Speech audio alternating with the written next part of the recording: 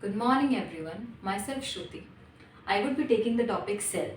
So this is the structure of a plant cell, and plant cell has basic parts which are plasma membrane, cell wall, nucleus, cytoplasm and cell organelles. So starting from plasma membrane or cell membrane is referred to as the selectively permeable membrane, which generally allows or permits certain substances in and out of the cell. After that, we come to cell wall. Cell wall is the rigid outermost covering of the cell. It is rigid in the plant cell because it provides the structural strength to the plant cell. Then we come to the cytoplasm. Cytoplasm is the liquid substance which is seen inside the plasma membrane, and it has certain digestive enzymes. Next, we have a nucleus.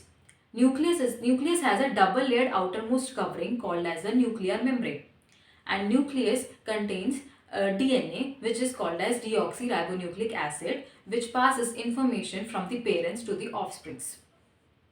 Then we have cell organelles. Cell organelles have other parts, which are endoplasmic reticulum, Golgi apparatus, lysosome, plastids, vacuoles. So starting from endoplasmic reticulum has two parts, which are rough endoplasmic reticulum and smooth endoplasmic reticulum. Now, rough endoplasmic reticulum are tube-like structures. Okay, so rough endoplasmic reticulum are referred to as rough because it has substances known as ribosomes.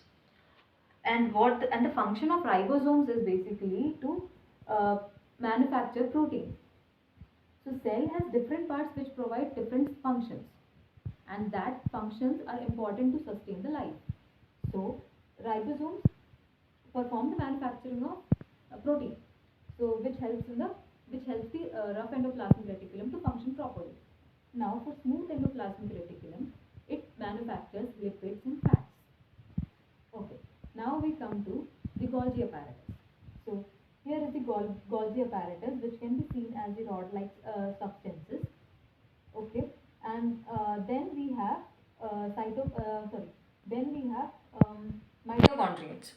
Mitochondria is the energy powerhouse of the cell. To provide the energy to the cell, it has substance known as the ATP, which is referred to as adenosine triphosphate. And this ATP generates the energy in the plant cell to provide its food to the cell. Then we come upon the Golgi apparatus, which are these rod-shaped structures. And the function of the Golgi apparatus is that it helps in storage, uh, modification and dispatch of the materials to the target cells. So as the materials of the Golgi apparatus are near to the endoplasmic reticulum, so the materials which are synthesized near the endoplasmic reticulum are dispatched through the Golgi apparatus to the other parts of the cell. Now we have vacuoles. So vacuoles are basically the storage part of the cell which stores food or water materials for the cell. So basically plant cell has larger vacuole to provide rigidity to the cell, and animal cell has smaller vacuole. Next we have, okay, so now lysosomes. Lysosomes are referred to as the suicidal bags of the cell, or it is a waste part of the cell, as all the waste food materials or other chemical substances are come to the lysosomes. Now, for example, when a cell gets damaged, lysosomes burst out. And as our lysosomes contains digestive enzymes, these digestive enzymes only consume the whole cell, which due to which it is referred to as the suicidal bags of the cell. Okay, now I forgot to tell one point in the nucleus, which is that there are two types: prokaryotic cells and eukaryotic cells. Prokaryotic cells lack in the nuclear membrane. They lack nucleus. And while eukaryotes have nuclear membrane, and nucleus is present inside the eukaryotic cells.